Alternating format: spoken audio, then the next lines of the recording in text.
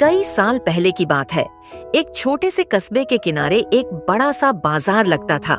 वहाँ रोज सब्जी वाले, मिठाई वाले, कपड़े वाले और तरह तरह के दुकानदार अपने ठेले और दुकानें सजाते थे। उस बाजार में एक कुत्ता भी घूमता रहता था, जिसका नाम सब लोग शेरू रख चुके थे। शेरू का कोई मालिक नहीं था, लेकिन बाजार के लोग उसे पहचानते थे। कभी कोई दुकान वाला उसे बचा हुआ रोटी का टुकड़ा दे देता, कभी कोई बच्चा बिस्कुट खिला देता। यही उसकी रोजी रोटी थी। एक दिन कस्बे में बारिश आ गई। लगातार 3-4 दिन तक पानी बरसता रहा। सड़कें कीचड़ से भर गईं, नाले बहने लगे और बाजार में भीड़ कम हो गई। दुकानदार कम आने लगे और जो आते भी वे जल्दी जल्दी सामान बेचकर घर चले जाते।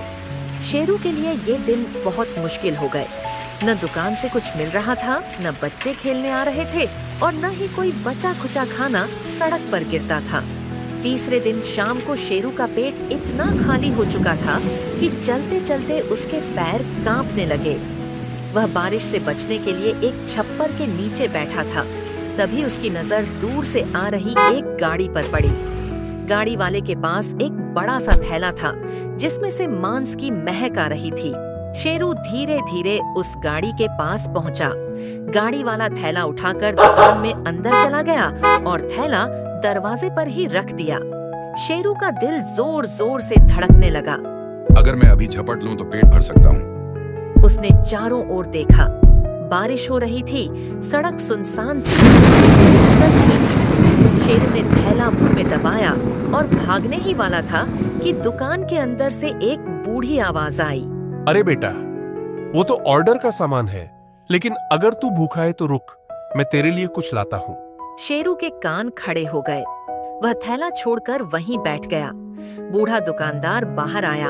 हाथ में एक पुरानी स्टील की प्लेट थी, जिसमें गरम गरम चावल और थोड़ा सा मटन का रस डाला हुआ था।